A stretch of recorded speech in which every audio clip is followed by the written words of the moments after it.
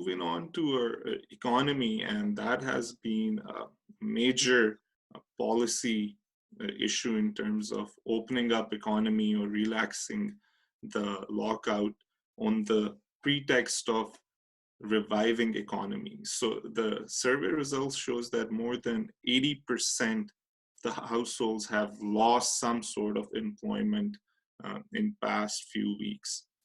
And again, we know there's an obvious class and geographic angle here, where people from historically disadvantaged backgrounds and people in the peripheries of the country, Balochistan and KPK, and they have been hit worst by this because a large number of people engage in precarious forms of work with no job security and with no benefits. So this raises issues at two levels. One, prior to COVID-19, economy was not doing well, and especially for the working class people. And during COVID-19, it has risked the lives of the working class people, because now government is trying to reopen economy, especially the construction industry, where again you'll use precarious labors and people will be forced to work while risking their lives. So the whole narrative of lives versus livelihood that has been pitched, is it a fair framing of this issue? Can't we protect, should we have this trade-off of lives versus livelihood?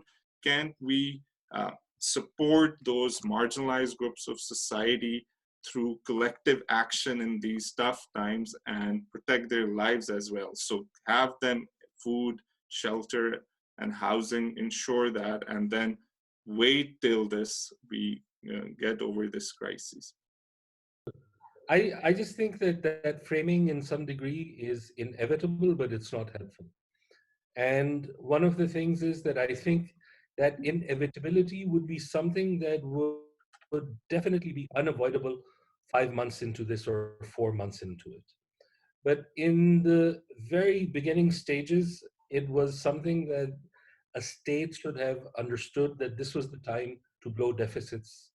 This was the time to churn out money, whether it was printing, whatever it would have been, that cash transfers would have been king during this period. So in other countries, you call it whatever, universal UBI. Here we've got our own mechanism for it. So I think in some ways we jumped the gun on this particularly. I agree, the survey results show that, it is horrific, the scale to which people have been affected by this. And so the question is, do you open? And in Pakistan's case, I mean, this is almost a different tier of argument, but in Pakistan's case, what you really risk if infections go out of control, if you start rationing healthcare, you have people who go to the streets primarily because they're watching their loved ones suffocate to death, and you've got the police forces preventing them from accessing hospitals or the public. And if you have a public disorder situation that comes out from that, that creates an environment where investments working forward, public order going down. So, I mean, I personally think that the key would have been in the beginning to work in a fashion that ensures that we give 3 months of breathing space to people, find ways to get money and cash out of them. And then I do believe that after 4 or 5 months or 3-4 months, we will have to start entertaining this question, because it's one of those things that a country like Pakistan will have difficulty doing. So I think we probably got the inverse of the way it should have happened. If I can come in, yes, absolutely agree with Fasi on this. Economic downturn, it is inevitable. It has hit every country, from the best of the best, from the most developed to the least developed. It is inevitable that you kind of respond to the COVID crisis by doing certain lockdowns, certain industries, certain closure of transport, and it would have to impact your economy, and it has impacted economy. But the other fact to note is that it's not really a permanent economic downturn. What is required, it's not a permanent change. It is, as Fasi said, it's 2 or 3 months, 4 months max. This is what globally countries are looking at. This is what China has looked at. It changed its way of its production cycles to suit that 4 or 5 months of a lockdown. And not doing that would cause an explosion in the COVID crisis, and especially in a country like Pakistan with very limited and a very weak healthcare system that already exists, and especially even the spread of that healthcare system. It would overwhelm us, it would overwhelm the people, and the psychological a kind of fallout of losing hundreds and thousands of people, death rate, it's huge, it's devastating, the psychological, even in countries like America and Italy and advanced countries, it has been psychologically devastating to people, losing huge number of people, and Pakistan already has that. So there was no other option but to go down the way of some kind of lockdowns and some kind of halting productive cycles and labor and all that. But I think that what other countries have done and what China and others could do and even are doing and other countries are doing, which Pakistan is lagging behind, is doing, is mitigation strategies, economic mitigation strategies. Fasi's mentioned we have the SAS program trying to kind of fits and start moving forward, but even that is insufficient. It doesn't really have the coverage. That is why, coming back to why I was highlighting the local government system in place. If that was in place, maybe we would have been able to identify pockets of marginalization, pockets of people that have been deeply hit, and that mitigation can happen through cash transfers, through material support, through support with food and other essential goods. But even now, there are certain ways of doing it. And I think we need to maintain the lockdown for as long as it's necessary. Maybe another month and a half, definitely month and a half, 2 months, it must continue. But government can do other things which are beyond their SAS program. Maybe waiving off electricity bills, postponing electricity bills which are essential now.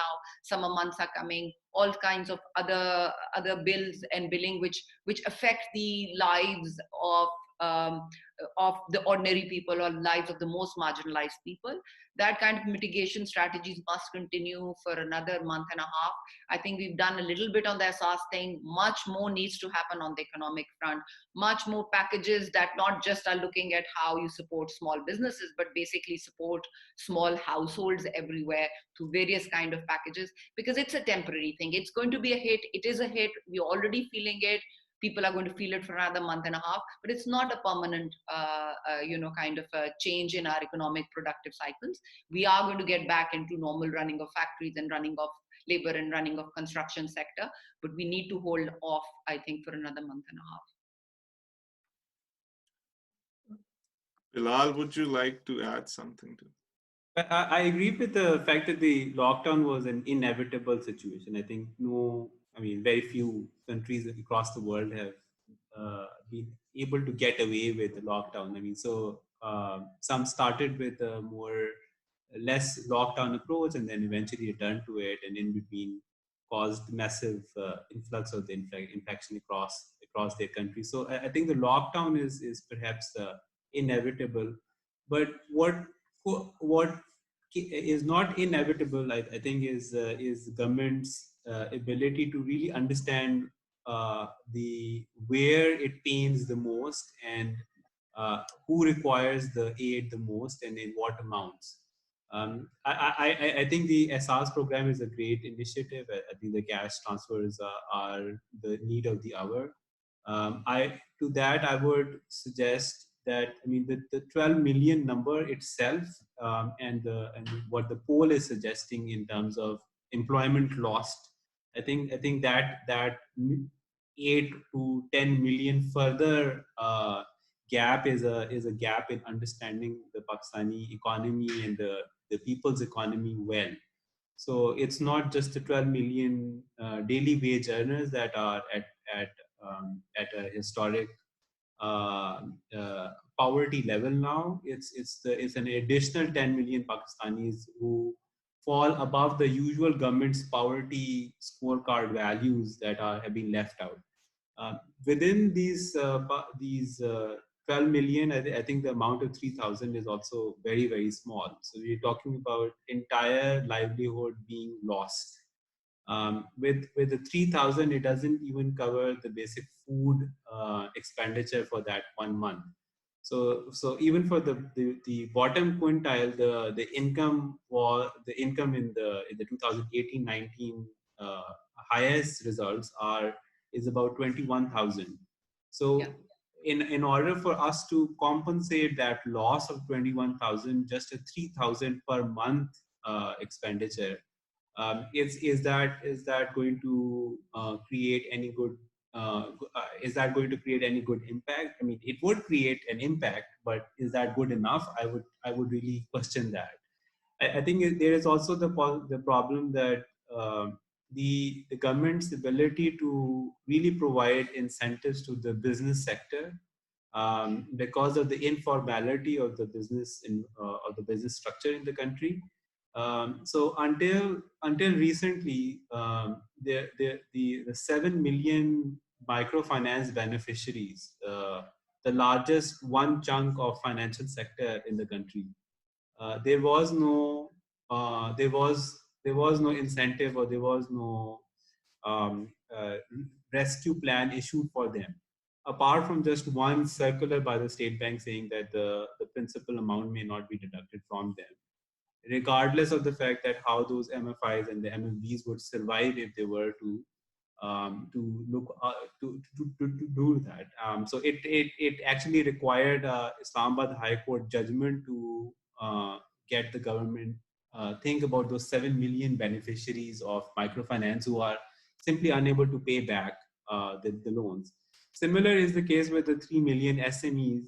So the state bank issued a circular saying that instead of those SMEs firing people, they should just take a 5% interest loan from the commercial banks, forgetting that 90% of the businesses never have taken any formal loan from the banks, and how an SME that has never taken a commercial bank loan or a formal loan would now step in a situation where it has no earning at all to take 5% interest loan to pay back the employees.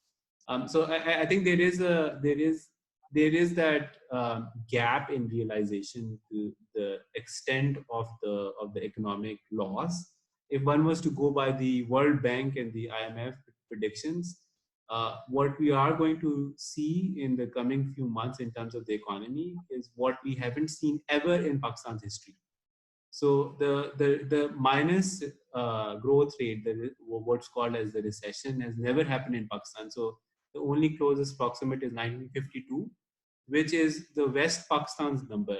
So even when the West and the East were together, the number was not negative.